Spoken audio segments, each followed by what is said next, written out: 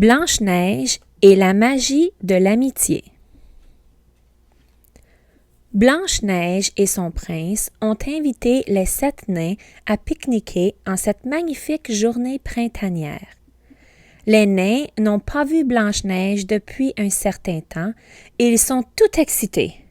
« Merci de l'invitation, Votre Altesse, » dit Doc. « C'est une excellente idée. »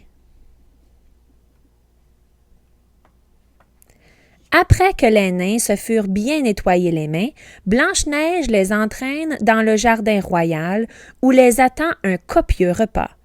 Miam! Lance joyeux, des sandwichs et une tarte aux cerises et un gâteau au chocolat. Et un emplacement pour jouer de la musique, quelle fête! Ajoute Prof.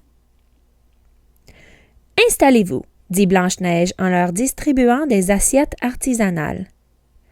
Une pour toi, et toi, et toi, et toi, et toi, et toi, et... Oh! Où est Simplet? Blanche-Neige, le prince et les 6 nains partent à la recherche de Simplet. Ils regardent à l'intérieur et à l'extérieur du château jusqu'à ce que Grincheux le trouve dans un coin du jardin royal. « Il est ici! » hurle Grincheux. « Je crois qu'il regarde l'herbe pousser. Ce n'est pas surprenant. Je suis affamé. Allons manger. »« Que fais-tu, Simplet? Nous étions inquiets. » s'exclame Blanche-Neige. Puis elle s'approche. « Oh, tu as trouvé une chenille! » Blanche-Neige observe la chenille qui se dirige vers le doigt de Simplet.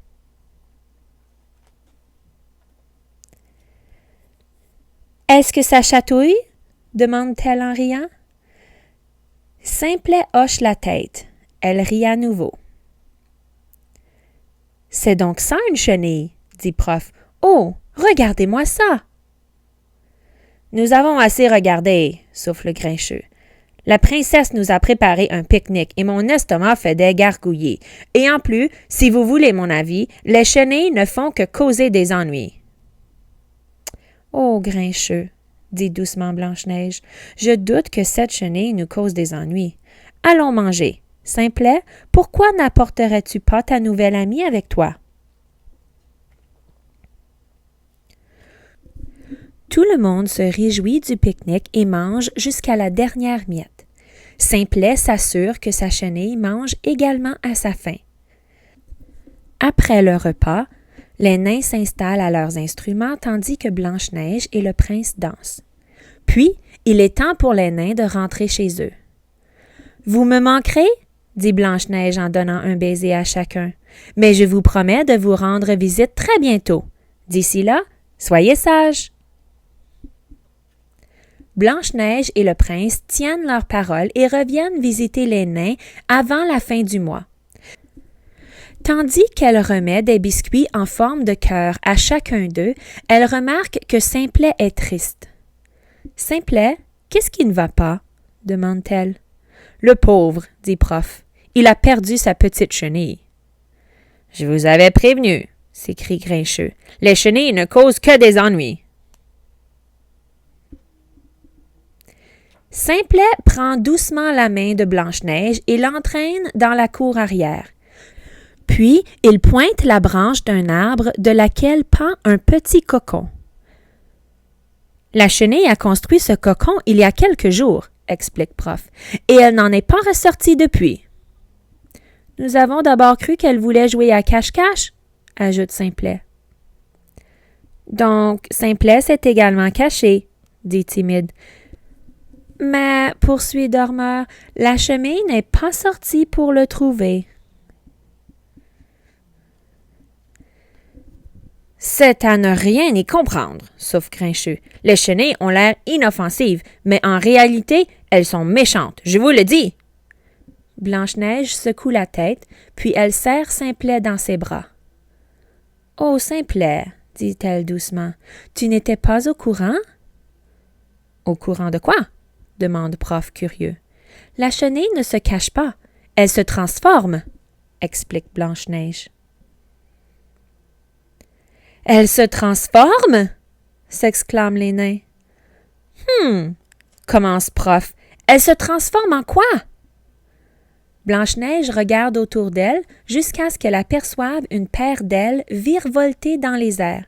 Elle pointe le papillon en souriant. « En ceci, dit-elle. Les nains n'arrivent pas à y croire. « Cesse de nous raconter des histoires, s'écrie Grincheux. C'est une blague!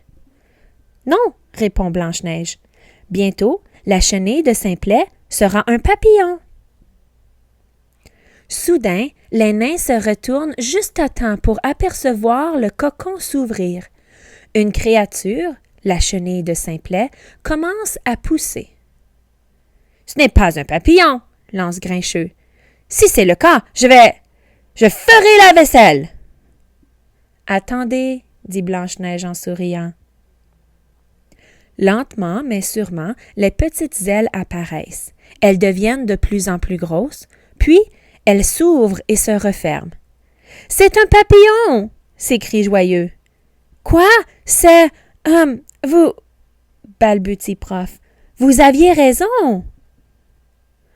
Un large sourire apparaît sur le visage de Simplet. Il pointe le doigt vers la chenille qui s'est transformée en un magnifique papillon coloré. Mais plutôt que de se poser sur le doigt de Simplet, la créature s'envole au loin. « Oh non! » s'exclame Prof. « Je ne suis pas surpris, » bougonne Grincheux. « Si vous voulez mon avis, les papillons ne causent que des ennuis. » Blanche-Neige fait du mieux qu'elle peut pour consoler Simplet. « Ne t'en fais pas, » le rassure-t-elle. « Souviens-toi, je vous ai également quitté, mais je viens souvent vous rendre visite. Être un bon ami signifie qu'on doit parfois laisser partir ceux qu'on aime. Et les laisser revenir à nous quand ils ont envie de nous rendre visite. »